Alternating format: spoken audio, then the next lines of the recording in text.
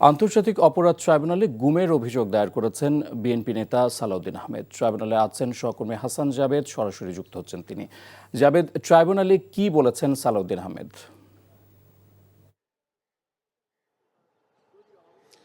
ইফতেখার, বিএনপির স্থায়ী কমিটির সদস্য সালাউদ্দিন আহমেদ, যিনি গত সরকারের আমলে গুম হয়েছিলেন এবং দীর্ঘদিন সেই গুমের তিনি ভারতেও ছিলেন এবং ভারতের কারাগারেও ছিলেন, জেলও খেটেছেন। তারপর 5ই আগস্টে পট পরিবর্তনের পর দেশে ফিরে আসেন এবং এসে তিনি রাজনৈতিক কর্মসূচিতে অনেক ব্যস্ত ছিলেন।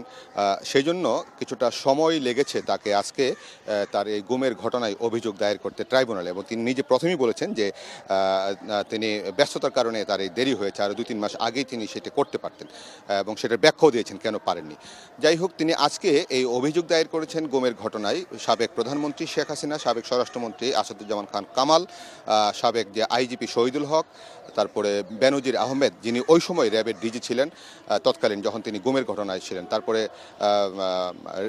পুলিশের যে মনিরুল ইসলাম, তারপর হচ্ছে আপনার ডিএমপি কমিশনার ছিলেন আসাদুজ্জামান মিয়া, এবং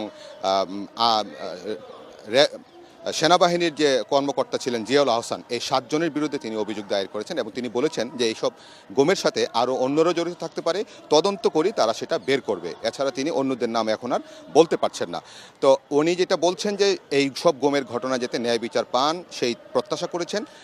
কোর্ট যেন স্বাধীনভাবে, সুন্দরভাবে, নিরপেক্ষভাবে, রাজনৈতিক উদ্দেশ্যে ছাড়া সঠিকভাবে নির্বাচন করে আর বিচার করেন, সেটা তিনি প্রত্যাশা করেছেন এবং কামনা করেছেন। এবং সেই জন্য তিনি এই গুমের ঘটনায় অভিযোগ দায়ের করেছেন। যারা গুমের শিকার হয়েছিলেন সবাইকে এসে এখানে অভিযোগ দায়ের করার জন্য তিনি বলেছেন। তার সাথে অনেক আইনজীবী ছিলেন, সিনিয়র আইনজীবীরা, তারাও এসে ব্যারিস্টার যে কায়সার কামাল সহ ট্রাইব্যুনালের যে চিফ প্রসিকিউটর তাজুল ইসলাম, ওনার কাছে এই তাদের অভিযোগটা জমা দেন আজকে 11:30টার দিকে।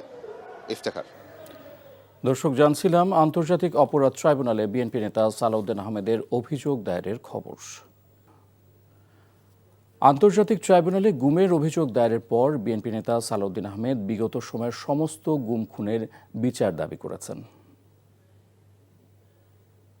বাংলাদেশের গত ফ্যাসিস্ট রেজিমে, শেখ হাসিনার অবৈধ ফ্যাসিস্ট রেজিমে যারা এনফোর্স ডিসঅ্যাপিয়ারেন্সের শিকার হয়েছেন, আমার মতো যারা জুডিশিয়াল কিলিংয়ের শিকার হয়েছেন, যারা পুলিশি নির্যাতনে মৃত্যুবরণ করেছে, যারা বিভিন্নভাবে আওয়ামী দলীয় সন্ত্রাসীদের দ্বারা নির্যাতিত হয়ে মৃত্যুবরণ করেছে অথবা অপঙ্গত্ব বরণ করেছে, এই সমস্ত কিছুই আন্তর্জাতিক অপরাধ ট্রাইব্যুনালে যাতে মামলা হয়। এই ঈদে জামা জুতো অ্যাক্সেসরিজের ডিসকাউন্ট।